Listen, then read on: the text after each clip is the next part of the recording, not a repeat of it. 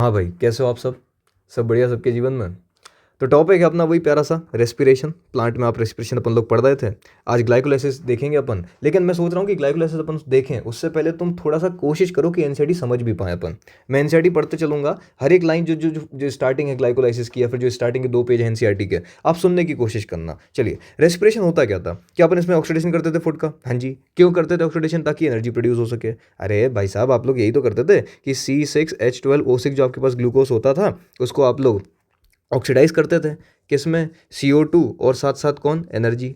हाँ जी, बिल्कुल, अपन एटीपी बनाते थे। अब एनसीईआरटी कहती क्या है कि ये जो एटीपी बनती है ना, इसको ट्रैप करके रखना पड़ता है। हाँ जी, एनर्जी को ट्रैप करके रखना पड़ेगा। और जब भी अपन ये एटीपी बनाएंगे तो ये स्टेप ऑफ रिएक्शंस में बनेगा, मतलब सीरीज ऑफ रिएक्शंस में बनेगा। और ये कितने प्यार से एनसीईआरटी ने लिखा है कि ग्लाइकोलाइसिस हो, लिंक रिएक्शन हो, क्रेब्स साइकिल हो, अरे मैं तो कह रहा हूँ पूरी रेस्पिरेशन हो, ये सीरीज ऑफ रिएक्शन से चलती है और कंट्रोल होती है बाय एंजाइम। एनसीईआरटी। फिर अब मैं एक चीज़ और बताता हूँ, आपने सुना है एटीपी? हाँ जी, एडिनोसिन ट्राइफॉस्फेट। अब एटीपी को अपन लोग क्या बोलते हैं? एडिनोसिन। हाँ जी, एडिनोसिन ट्राइफॉस्फेट। हाँ जी, बिल्कुल यही कहते हैं, एडिनोसिन ट्राइफॉस्फेट। अब देखना, ध्यान से मेरी बात सुनना। क्या होता है जब ये जो अपना लास्ट वाला जो फॉस्फेट बॉन्ड है, जब ये फॉस्फेट बॉन्ड टूटता है ना, तो एनर्जी रिलीज होती कितनी? 8.1 किलो कैलोरी। अच्छा, अगर जैसे मान लो आपसे पूछ लिया जाए कि कितनी एटीपी रिलीज होती है या फिर कितनी एनर्जी बनती है एक एटीपी की इनऑर्गेनिक फॉस्फेट से, तो याद रखना 8.1 किलो कैलोरी एनर्जी बनती है। और सबसे एक इंपॉर्टेंट बात, एटीपी बननी हो या फिर एटीपी टूटनी हो, एटीपी बननी हो या फिर एटीपी टूटनी हो, आपको किस एंजाइम की आवश्यकता होती है बच्चे? काइनेस। कौन सी एंजाइम इंपॉर्टेंट है? काइनेस। किस कोफैक्टर के साथ? मैग्नीशियम+2। मतलब अगर आपको एटीपी बनाना है, जैसे एग्जांपल देता हूँ, आपने सुना होगा हेक्सोकाइनेज, आ रहा ना काइनेज, आपने सुना होगा फोस्फोफ्रक्टोकाइनेज। जितने भी काइनेज होते हैं वो या तो एटीपी बनाते हैं या एटीपी को तोड़ते हैं। चलिए, अब एनसीईआरटी लिखती क्या है रेस्पिरेशन के बारे में? कि रेस्पिरेशन एक प्रोसेस है जिसमें ऑक्सीडेशन होता है। हाँ बिल्कुल होता है। और हीट रिलीज भी होती है, इसलिए बोल देती है एक्सर्गोनिक। अब यहीं पे मैं तुम्हें एक बात बताता हूँ, रेस्पिरेशन एक्सर्गोनिक होती है, हाँ जी। ऑक्सीडेशन होता है। फिर एक लाइन और लिखती है एनसीईआरटी कि रेस्पिरेशन एम्फीबोलिक है। अब एम्फीबोलिक का मतलब क्या होता है? Both catabolic. हाँ जी, बोथ कैटाबोलिक एंड एनाबोलिक। लेकिन अगर मान लो तुम्हें नीट में एक कोई सा ऑप्शन चूज करना है कि भाई कैटाबोलिक है या फिर एनाबोलिक, तो आप लोग किसके साथ जाइएगा? कैटाबोलिक के साथ। क्योंकि रेस्पिरेशन में स्पेसिफिकली अपन चीज़ों को तोड़ते ही हैं, ना कि बनाते हैं। तो याद रखिएगा कैटाबोलिक होती है। अगर मान लो सवाल आया एम्फीबोलिक होता है, हाँ बिल्कुल होता है। अगर आ गया कैटाबोलिक एनाबोलिक में से बताओ तो कौन सा चूज करना है बेटे? कैटाबोलिक, नहीं तो एम्फीबोलिक तो है ही। अब बात आती है कि यार एग्जाम्पल से हमें बताओ तो सही कि कैटाबोलिक है या फिर एनाबोलिक है। आपने तो कह दिया कि कैटाबोलिक लगा देना। भाई साहब, आपने एग्जाम्पल पढ़ा है, जैसे अपने पास है ग्लूकोज। आप ग्लूकोज का क्या कराते हो? पहले कैटाबोलिज्म। जब अपन लोग कैटाबोलिज्म कराते हैं तो आपके पास क्या बनता है? Pyruvic acid.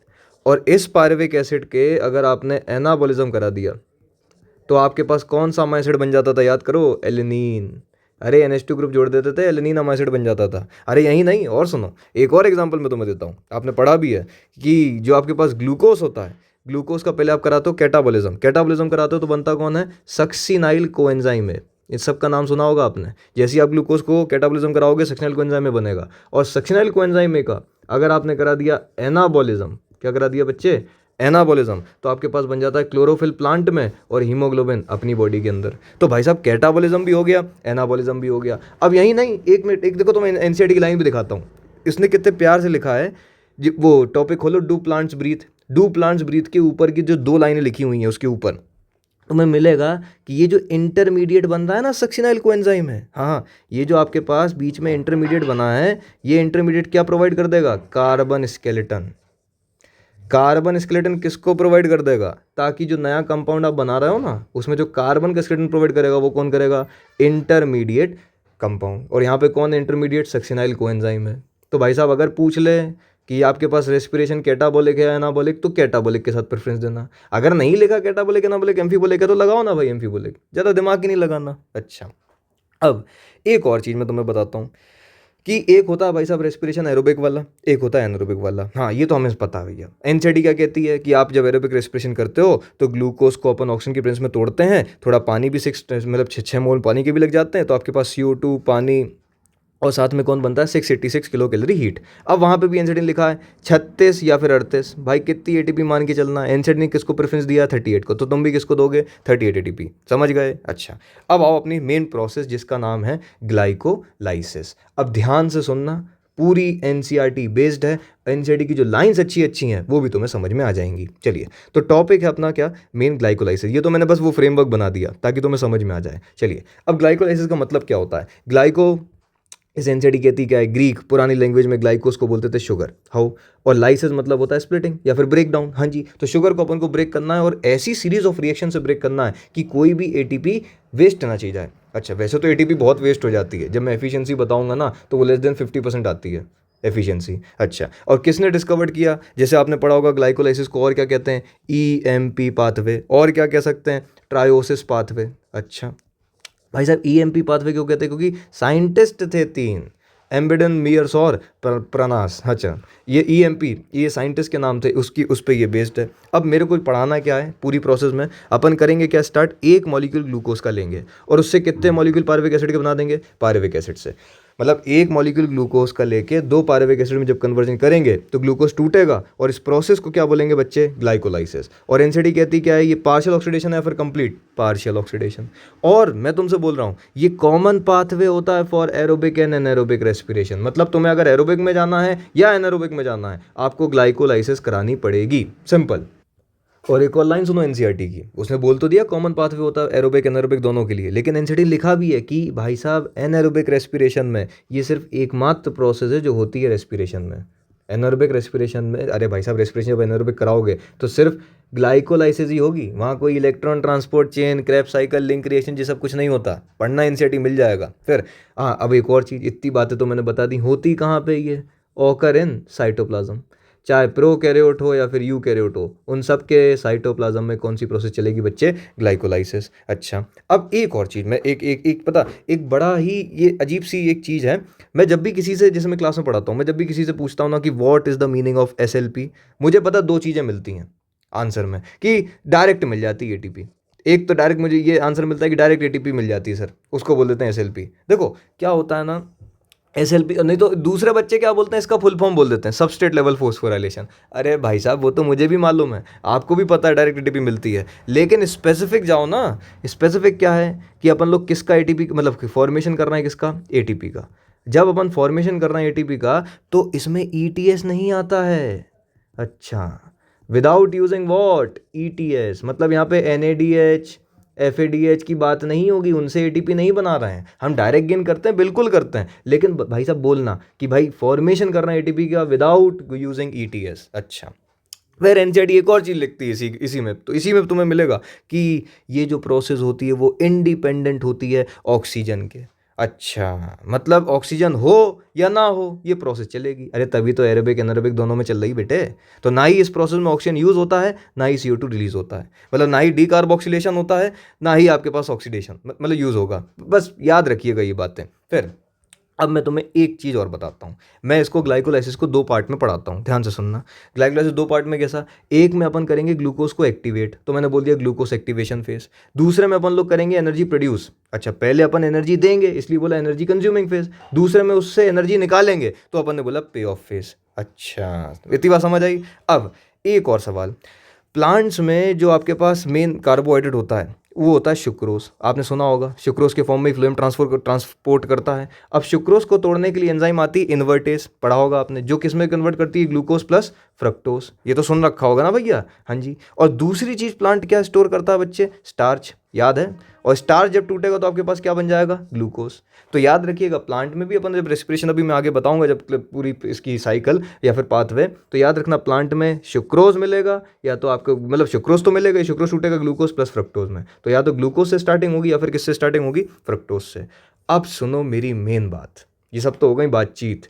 अब इस पूरी प्रोसेस को तुम्हें मेरे साथ याद करना है और बहुत सिंपल सी चीज़ है, ट्रिक व्रिक के चक्कर में मत पड़ना, नहीं फिर वहाँ पे एग्जाम में ट्रिक ही याद आती हैं, तुम जो ट्रिक बना के जाओगे। ध्यान से सुनो, 10 स्टेप की रिएक्शन है, हाँ जी। फर्स्ट, थर्ड और लास्ट स्टेप कैसी होती हैं, इरिवर्सिबल।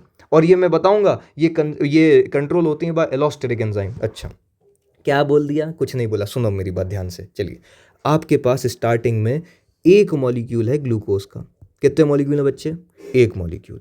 अब मैं यहीं पे एक चीज़ और बता दे रहा, प्लांट में कौन था अभी अपने पास? सुक्रोज। हाँ जी बिल्कुल था। सुक्रोज, अगर मान लो प्लांट में सुक्रोज है तो इसको कौन सी एंजाइम तोड़ने आएगी? बोलो जल्दी फटाफट। इन्वर्टेज।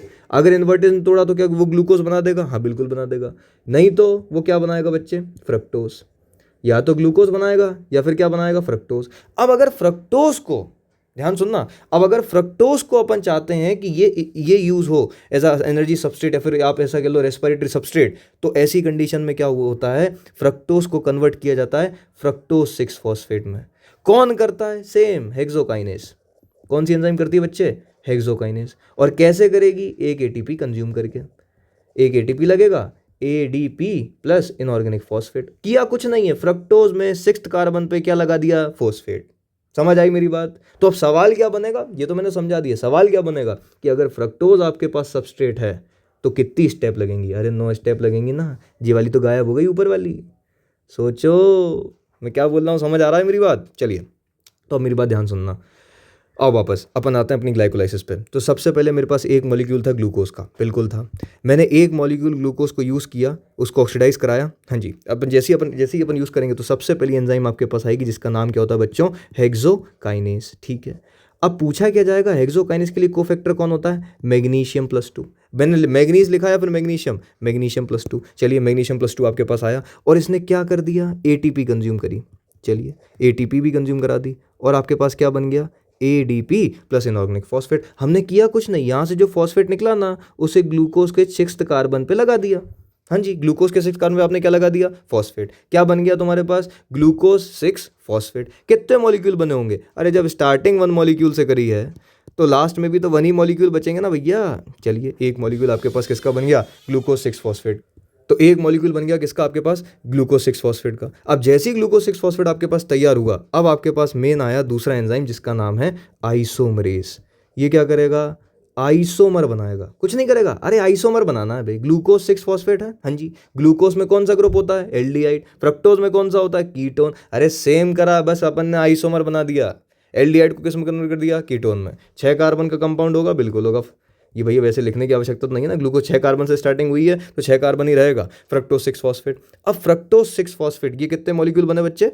एक मॉलिक्यूल फ्रक्टोज 6 फॉस्फेट का। अब आएगी मेन एंजाइम जिसका नाम है पेस मेकर एंजाइम। प्यार से इसे बोलते हैं फोस्फोफ्रक्टोकाइनेज। क्या बोलते हैं? फोस्फोफ्रक्टोकाइनेज। यहाँ पे भी जो कोफैक्टर होता है वो कौन होता है? मैग्नीशियम +2। अच्छा, आ गया आपके पास फोस्फोफ्रक्टोकाइनेज एंजाइम।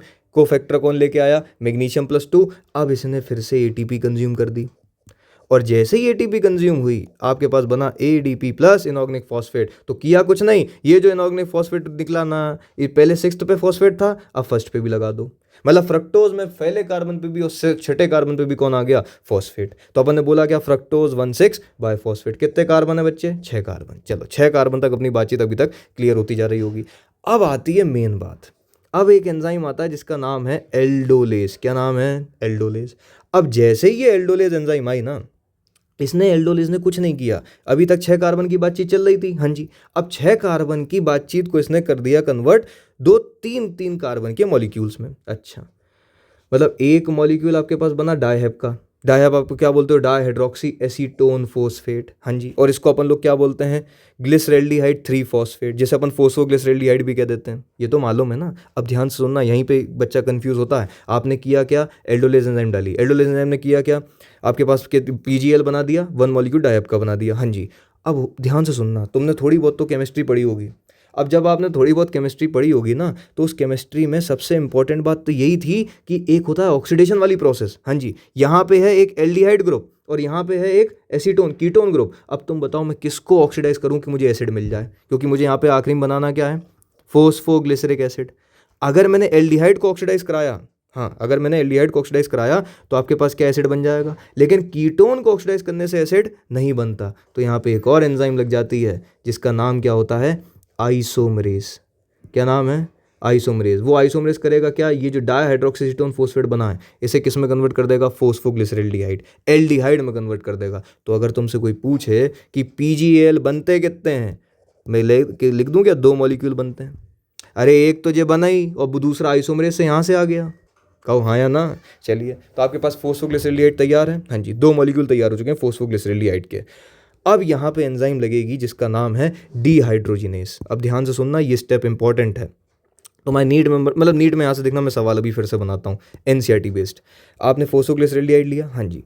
एंजाइम का नाम क्या है बोलो? डीहाइड्रोजिनेस। चलिए, ये एक एकमात्र प्रोसेस है जहाँ पे आप ऑक्सीडेशन कराओगे। अच्छा, आपने किया क्या? डीहाइड्रोजिनेज एंजाइम का यूज़ किया, आपको कराना क्या है? ऑक्सीडेशन। अब यहीं तुम जरा एनसीईआरटी पे आओ, फटाफट आओ एनसीईआरटी पे, और एनसीईआरटी में देखो कहीं तुम्हें लिखा मिलेगा रिडॉक्स इक्विवेलेंट। जल्दी फटाफट आओ एनसीईआरटी पे, तुम्हें कहीं वहाँ लिखा मिल जाएगा रिडॉक्स इक्विवेलेंट। अब ये क्या चीज़ होती है उसे समझो। रिडॉक्स इक्विवेलेंट देखो, हमें यहाँ पे करना क्या है बच्चे? ऑक्सीडेशन। हाँ जी, अगर ऑक्सीडेशन करना है तो इस मॉलिक्यूल से मुझे क्या निकालने पड़ेंगे? H+। कहो हाँ या नहीं? हाँ, अरे removal of hydrogen is known as oxidation ना। हाँ हाँ, बिल्कुल सही कह रहा हूँ। तो अपन करेंगे क्या ना, डीहाइड्रोजिनेज एंजाइम आ गया, वो H+ निकालने के लिए तैयार है। वहाँ पे आपके पास कौन पे तैयार होगा? बाहर आपके पास कौन तैयार रहेगा? कलर तो मिल जाए। हाँ, वहाँ पे आपके पास तैयार कौन रहेगा? NAD+। वहाँ आपके पास तैयार है 2 मॉलिक्यूल NAD+ के, और जैसे ही उन्हें H+ मिला, उनने कन्वर्ट कर दिया 2 मॉलिक्यूल NADH H+, जो भविष्य में हमें ATP देते हैं। कैसे देते हैं? बाय इलेक्ट्रॉन ट्रांसपोर्ट चेन या इलेक्ट्रॉन ट्रांसपोर्ट सिस्टम। अरे तो मेन खेल तो समझो, ये जो PgAl का मॉलिक्यूल था ना, जो अपने पास ये 2 मॉलिक्यूल बने PgAl के, यही तो प्रोवाइड करता है क्या? हाइड्रोजन। क्या बात कर रहे हैं? अरे और क्या, इसी से अपन ने क्या निकालना है बच्चे? हाइड्रोजन, ताकि इस NAD+ को NADH+ में कन्वर्ट किया जा सके। अच्छा, मेरी बात समझो ध्यान से। एनसीईआरटी लिखती है रिडॉक्स इक्विवेलेंट, और सवाल पूछती है कि भाई साहब अगर आपके पास PgAl है, PgAl है, PgAl के एक मॉलिक्यूल से कितने हाइड्रोजन निकालते हो? 2। तो 2 मॉलिक्यूल से कितने निकले? 4। भाई साहब एनसीईआरटी ने 2 का दिया है, लेकिन ये रिएक्शन चलती 2 बार है, तो भाई साहब कितने H+ निकलेंगे? 4 H+। यहाँ देख लेना, सवाल बनेगा रिडॉक्स इक्विवेलेंट से। तो भैया मैंने अभी आपसे बोला क्या? PgAl था, फोस्फोग्लिसरेल्डिहाइड था, 3 कार्बन का था, डीहाइड्रोजिनेज एंजाइम आई, ऑक्सीडेशन किया, H+ रिलीज करा दिए, ताकि क्या बन सके? NADH H+। चलो आपने बना दिया। अब अपन लोग करेंगे क्या? यहाँ पे अब यहाँ जितने भी मॉलिक्यूल चलेंगे वो कितने चलेंगे बेटे? 2 मॉलिक्यूल। कितने मॉलिक्यूल? जल्दी बोलो फटाफट। 2 मॉलिक्यूल। हाँ, अब अपन ने किया क्या? डीहाइड्रोजिनेज एंजाइम लगाई, आपके पास क्या हुआ? हाँ, ये हुआ कि NADH+ बन गया, और साथ ही साथ इसमें एक और चीज़ होती है, 2 इनऑर्गेनिक फॉस्फेट भी जुड़ जाते हैं आके। कौन जुड़ जाता है? 2 इनऑर्गेनिक फॉस्फेट। जैसे ही ये पूरी प्रोसेस खत्म होती है, आपके पास बन जाता है 1,3-बाय-फोस्फोग्लिसरिक एसिड। पहले आपके पास क्या था? फोस्फोग्लिसरेल्डिहाइड। हाँ जी, ऑक्सीडेशन आपने करा, एसिड बनेगा, बिल्कुल बनेगा। 2 इनऑर्गेनिक फॉस्फेट कहाँ पे जोड़ दिए? पहले कार्बन और थर्ड कार्बन पे। जो 3 कार्बन का कंपाउंड है उसमें पहले और तीसरे कार्बन पे कौन जुड़ गया है? Inorganic phosphate. नाम क्या बोला अपन ने? 1,3-बाय-फोस्फोग्लिसरिक एसिड। अब देखना ध्यान से, अब यहाँ पे SLP होने वाला है, वो जो आप कह रहे थे ना डायरेक्ट गेन, अरे बिना ETS के बच्चे। चलिए, तो अपन यहाँ पे SLP में क्या करेंगे ना, ध्यान सुनना। यहाँ पे आती है मेन एंजाइम। ये करती क्या है? 2 ADP पकड़ती है और उससे बना देती है 2 ATP। मैं ये 2 क्यों लिख रहा हूँ, समझ आती है बात? हाँ, यहाँ पे कितने मॉलिक्यूल हैं बच्चे? 2। तो ऑब्वियस ही बात है 2 ही आए होंगे। हाँ, अब यहाँ पे आपके पास जैसे ही 2 ADP से 2 ATP बनते हैं, तुम एंजाइम का नाम याद रखना। देखो, आज तक उसने ये वाली एंजाइम का मतलब, आज तक तो मतलब ज़्यादा पहले तो अपन नहीं जा रहा है, 10 सालों में उसने ये सवाल नहीं पूछा है एंजाइम का नाम डायरेक्ट, लेकिन स्टेटमेंट के फॉर्म में आया है। एंजाइम का नाम क्या है बच्चे? फोस्फोग्लिसरेट काइनेज। क्या नाम है? फोस्फोग्लिसरेट काइनेज। अरे बना रहे हैं ना फोस्फोग्लिसरिक एसिड। हाँ जी, और एसिड और एट एक ही बात होती है, जैसे पायरुविक एसिड को पायरुवेट कहते हैं। हाँ, वैसे फोस्फोग्लिसरेट काइनेज। काइनेज लग गया मतलब क्या बनाएगा बच्चे? ATP। बात हो गई थी अपनी। ये काइनेज ऐसी एंजाइम है जो ATP बनाती है या फिर तोड़ती है। चलिए, अब आपके पास फिर से 2 मॉलिक्यूल किसके तैयार हो चुके हैं? फोस्फोग्लिसरिक एसिड के।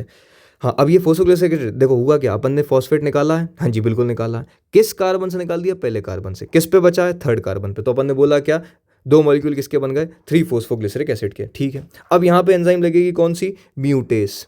अच्छा, म्यूटेज, अरे म्यूटेशन नहीं कराना, ये भी एक तरीके की क्या होती है? आइसोमरेज। क्या होती है बच्चे? आइसोमरेज। ठीक है, आपके पास बन गया 2 फोस्फोग्लिसरिक एसिड। 2 फोस्फोग्लिसरिक एसिड में एंजाइम लगेगी जिसका नाम होता है इनोलेस, और इनोलिस जब लगती है ना तो पानी रिलीज हो जाता है, डिहाइड्रेशन। अच्छा, 2 मॉलिक्यूल किसके निकल जाते हैं बच्चे, पानी के, और जैसे ही पानी निकला तो आपके पास बन जाएगा कौन, फोस्फेनॉल पायरुवेट। इसमें भी कितने कार्बन होंगे, 3 कार्बन। और ये कितने मॉलिक्यूल चले आ रहे हैं ऊपर से, 2 मॉलिक्यूल। ये भी कितने मॉलिक्यूल हैं, 2 मॉलिक्यूल। ये तो मुझे लिखने की आवश्यकता नहीं है ना, फिर भी लिख देते हैं। फिर फोस्फेनॉल पायरुवेट से, जो कि लास्ट आपके पास इरिवर्सिबल स्टेप है, ये जो फोस्फेनॉल पायरुवेट बना है, यहाँ पे अपन फिर यूज करेंगे किसका, 2 ADP का, और आपके पास तैयार हो जाएंगे फिर से क्या, 2 ATP। मतलब आपके पास 2 ATP यहाँ पे भी बन गए और ऊपर भी 2 ATP बन गए थे। और क्या बन जाएंगे, 2 मॉलिक्यूल किसके बच्चे, पायरुविक एसिड के। कितने कार्बन, 3 कार्बन। अब मैंने आपसे बोला क्या क्या, ध्यान से सुनो, पूरी प्रोसेस तो अपन ने पढ़ ली। अब एक पहले ढंग का कलर मिल जाए, पिंक पिंक। हाँ, तो अपन ने किया क्या, देखो आपके पास ग्लूकोज थी, मैं स्टेप्स लिख रहा हूँ, ध्यान से सुनना। पहली स्टेप, आपने ग्लूकोज को ग्लूकोज 6 फॉस्फेट में कन्वर्ट किया, ATP दिया, ठीक है। फिर ग्लूकोज 6 फॉस्फेट से आपने क्या बना दिया, फ्रक्टोज 6 फॉस्फेट। फ्रक्टोज 6 फॉस्फेट से आपने फ्रक्टोज 1,6 बायफॉस्फेट बनाया। तो एंजाइम का मेन नाम है भैया, याद रखना है, फोस्फोफ्रक्टोकाइनेस। क्या नाम है, फोस्फोफ्रक्टोकाइनेस। फ्रक्टोज 1,6 बायफॉस्फेट में एंजाइम कौन सी लगाई आपने, एल्डोलेज, ठीक है, जिसने बनाया एक एल्डिहाइड और एक बनाया कीटोन। अब आपसे पूछ रहा हूं मैं कि एल्डिहाइड को ऑक्सीडाइज करना आसान है एसिड में या फिर कीटोन को, तो एल्डिहाइड को। तो 5वीं स्टेप आपने कौन सी लगा दी, आइसोमरेज। फिर आइसोमरेज के बाद आपने क्या बोला, हवा में ऑक्सीडेशन करना है, तो डीहाइड्रोजनेज एंजाइम लगाई 6ठी स्टेप में, ठीक है। और फिर 7वें स्टेप में अपन ने SLP से क्या बना दिया बच्चे, एनर्जी, ठीक है। 8वीं स्टेप में क्या किया, 3 PGA को किस में कन्वर्ट किया, 2 फोस्फोग्लिसरिक एसिड में, बिल्कुल किया सर। फिर 9th स्टेप में अपन ने 2 फोस्फोग्लिसरिक एसिड को किसमें कन्वर्ट कर दिया, फोस्फेनॉल पायरुवेट। और फिर से अपन ने SLP से क्या बना दिया, बोलो 10वीं स्टेप में, फोस्फेनॉल पायरुवेट से पायरुविक एसिड। तो 10 स्टेप हैं, बिल्कुल हैं। और यहाँ रिडॉक्स इक्विवेलेंट याद रखना, सवाल आएगा नीट में। रिडॉक्स इक्विवेलेंट कौन प्रोवाइड करता है, PGL, H+ के फॉर्म में। हाँ, एक मॉलिक्यूल कितने देता है, 2, तो 2 मॉलिक्यूल कितने दे देगा, 4H+। ध्यान से सुनना।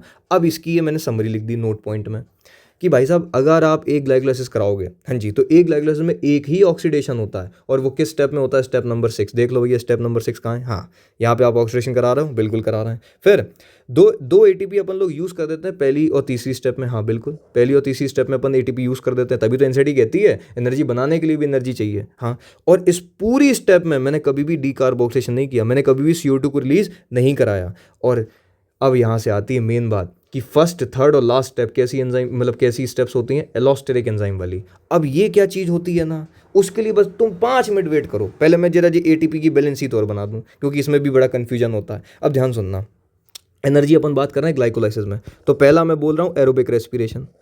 नॉर्मली एरोबिक रेस्पिरेशन और एनारोबिक दोनों ही होते हैं, हाँ बिल्कुल। एरोबिक अपन बात करते हैं पहले एरोबिक रेस्पिरेशन की, तो ध्यान से सुनना, NCT यहाँ पे तुम्हें कंफ्यूज करेगी।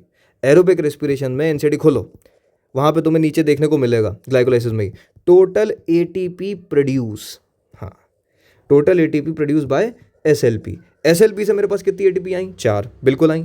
यूज कितनी हो गई, 2 हो गई। अब वहाँ वो पूछेगा क्या ना तुमसे, वो पूछेगा गेन बताओ, और गेन भी नहीं, वो पूछेगा नेट गेन बताओ। अच्छा, नेट गेन बाय SLP, तो SLP से मेरे पास नेट गेन कितने का होगा बच्चे, सिर्फ 2 ATP, क्योंकि 2 ATP मैंने खर्च कर दी ना। अब NCERT इसी को कितने प्यार से लिखती है, ध्यान से सुनो, यहीं से सवाल बनेगा। NCERT कितने प्यार से लिखती है, तुम्हें देखना आई अभी देखना जाके, वहाँ लिखा होगा एक ATP सिंथेसाइज्ड, इतना मजेदार तरीके से लिखती है ATP सिंथेसाइज्ड। और दूसरा पूछती क्या है, ATP गेन। अब सुनो मेरी बात, ध्यान सुनना। ATP सिंथेसाइज मतलब अपन जब बना रहे हैं मतलब SLP वाली बतानी है। SLP से तेरे पास कितनी ATP आई बच्चे, 4, बोलो कितनी आई, 4। और डायरेक्ट गेन मतलब ATP गेन मतलब डायरेक्ट गेन कितनी हुई है, 2। क्यों 2, अरे 2 खर्च भी तो हो गई थी बच्चे। ओ भाई साहब, सिंथेसाइज कितनी हुई है, 4, और गेन कितनी हुई है, 2, क्योंकि 2 खर्च भी हो गई थी।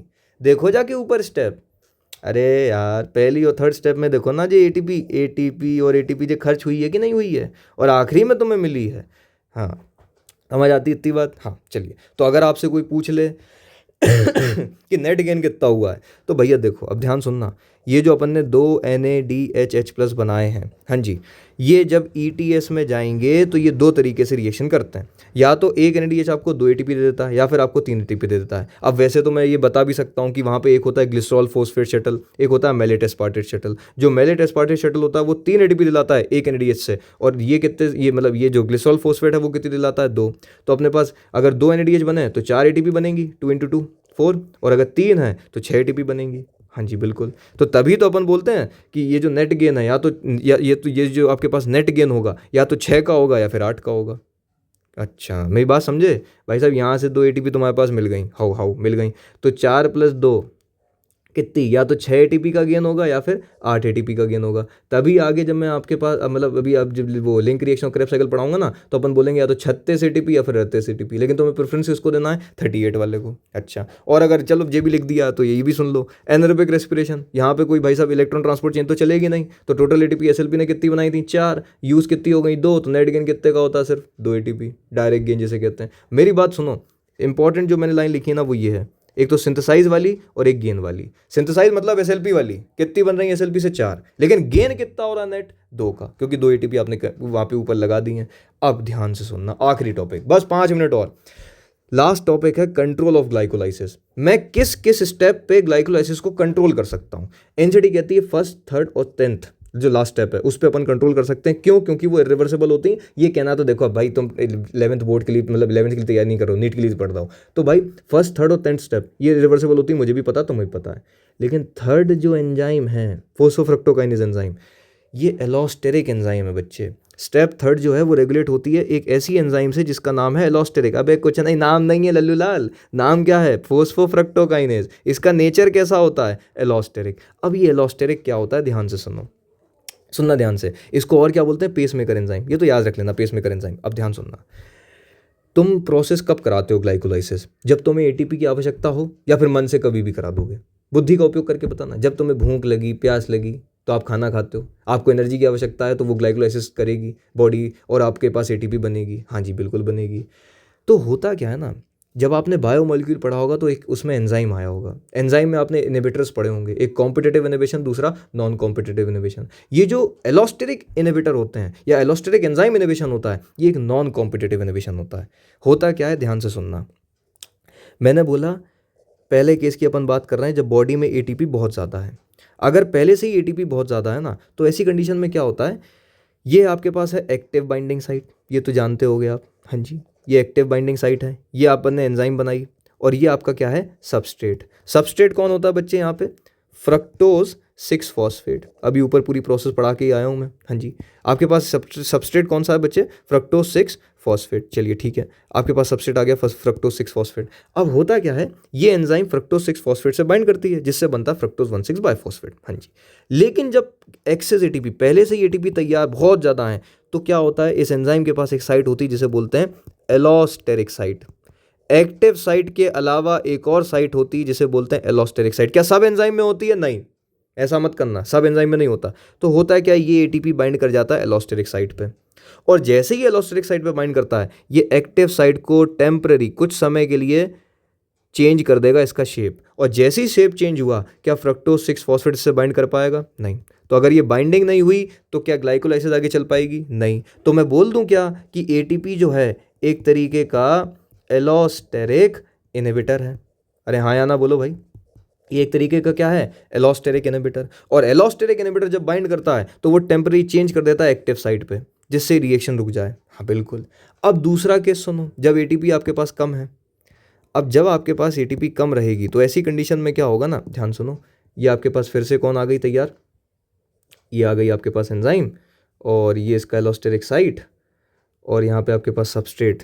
अरे एक तो ये कलर भी चेंज करने पड़ते हैं, हाँ, ये आपके पास सबस्ट्रेट। सबस्ट्रेट कौन है बच्चे, फ्रक्टोज 6 फॉस्फेट, ठीक है, सबस्ट्रेट आपके पास फ्रक्टोज 6 फॉस्फेट, ये एंजाइम आपकी फोस्फोफ्रक्टोकाइनेज।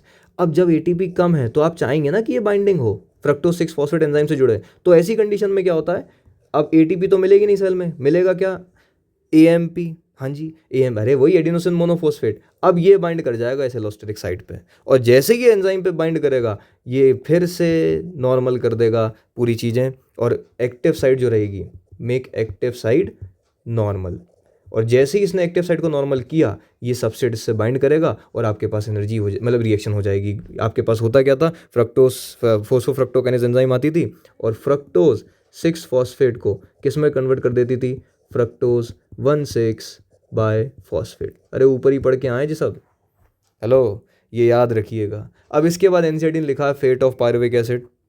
तो भाई साहब वो मैं अगली स्टेप में आपको पूरा बता दूंगा अगले अगले लेक्चर में। और अगले लेक्चर में अपन बात किसकी करेंगे, एक तो लिंक रिएक्शन की और दूसरा क्रेब्स साइकिल की। कोशिश करेंगे कि साथ में ही हो जाए, सिंपल सी प्रोसेस है। अभी तुम्हें ग्लाइकोलाइसिस में चीज़ें समझ आई या नहीं आई?